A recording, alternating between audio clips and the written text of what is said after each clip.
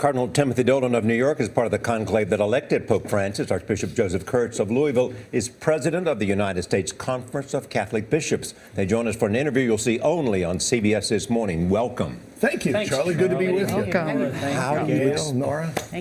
no one's had a better year than Pope Francis. Did you guys get more than you even imagined you were getting when you selected him? I think we did. I think we knew what we were getting because obviously we elected him. But that he's done it so successfully, so effectively, so expeditiously, I think that's an extraordinarily pleasant surprise to us. And how has it changed the church? Well, first of all, it's taken the world by storm.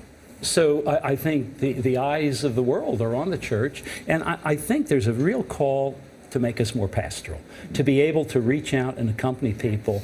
And the Pope does it the way Jesus said, you know, don't just tell people to do something, but do it yourself. Mm-hmm. So he's just been a great role model, I think he'd say. He really has. He did an interesting article with an interview with an Italian newspaper where he said, depicting the Pope as a sort of Superman, a star, is offensive to me.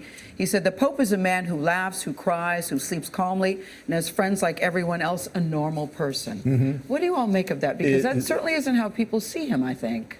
No, they don't see him as a normal person. Here's what I think may be a little frustrating to him. The more simple he wants to be, the more sincere he wants to be, the more natural he wants to be, the more himself he wants to be, and all of that is as genuine as can be, the more his popularity and esteem goes up. Now that shouldn't surprise us, because that's the gospel.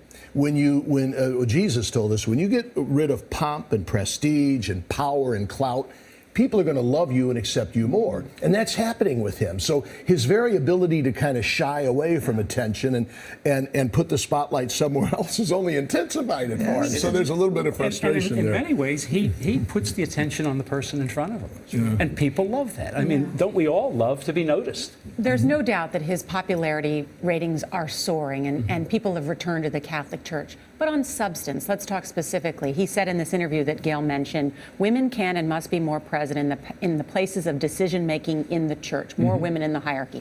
They're not going to become priests. Where do you see that women will have a greater role? Well, I can say to begin with, first of all, in the Rome itself, I think there's going to be more opportunities that our Holy Father is going to look for consultants and for leadership among women. But I think he's going to call us also on the local level, because it's not enough just to look to Rome. I think we look to our parishes, to our archdioceses for that level. And I think the first thing we do is acknowledge the women who are already contributing. And we make a mistake sometimes when we don't first acknowledge what already is happening. And so there are some good things. And you know what, Nora? He's done something profound in saying we're not just talking about function here for women. And he's reminding us, he said, it doesn't take one of these, a collar, to have responsibility, leadership in the church. It takes love and service, and women are that.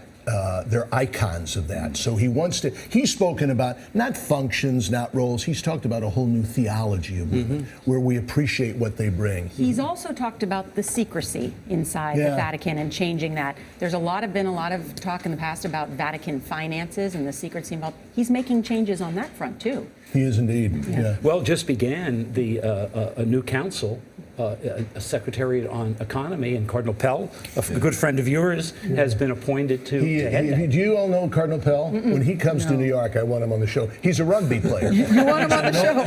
It will be done.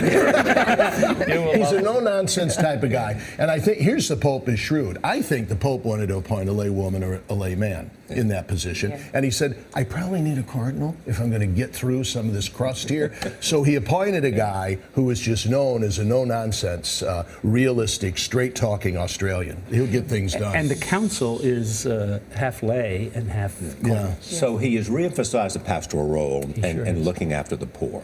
He has challenged the curia and the banking and all of those kind of things. If this Pope wanted to change doctrine, how would he do it? Well, his responsibility, and he himself says over and over again, hey, I'm a son of the church. His responsibility is to preserve and hand on timeless teachings of the church. So I think it's strategy, and sometimes people make a mistake. They think, well, that means, therefore, nothing new is going to happen. No, pastoral strategy. You can see already the difference he has made in his own pastoral strategy. And that's really what we're talking about, not timeless teachings of the church. But can the church doctrine be changed? That's a question many people are wondering. No, doctrine itself can't be. By definition. Substance, what we've received. But when you get to the doctrinal core, the substance of what God has revealed to us in the Bible, in natural law, in and through His church, that's a pretty close, kind of small nugget of timeless, immutable truth. The way it's, he can't change that. The way it's presented and the discipline of the church. There's a lot of things Catholics do that aren't doctrinal, that are disciplinary, that are part of our style, our strategy, our pastoral methodology. That he can and will change. You know, one of the things he says over and over again, hey, see the person before the rule. Now, that's a major change. That's a change in emphasis. This is saying... Is that what he says about... Don't see, in general, he doesn't see the rule first. He Yeah. says see first the person, accompany the person. That's a major change in Emphasis. pastoral emphasis, absolutely. Yeah, just him saying, "Who am I to judge?" really sort of rocked the world when he uttered those words. It's good to see you both. Thank Wow. you. Nice Wow. to see Thank You know you what so we much. fondly remember? The day after his election last Yes. November in D.C., you were kind enough to have us both on. Yes. And that was a great We were on that was a closed great circuit or occasion. whatever you call that. from Yeah. We were there in D.C. Great to be with you. And thanks Closed for hiding circuit, the donuts, also known because it's as Lent. satellite. I can't have A it. satellite, all right. Yeah, Very good to see you both. Really. Thanks, Gail Pray and for us. Charlie and Nora.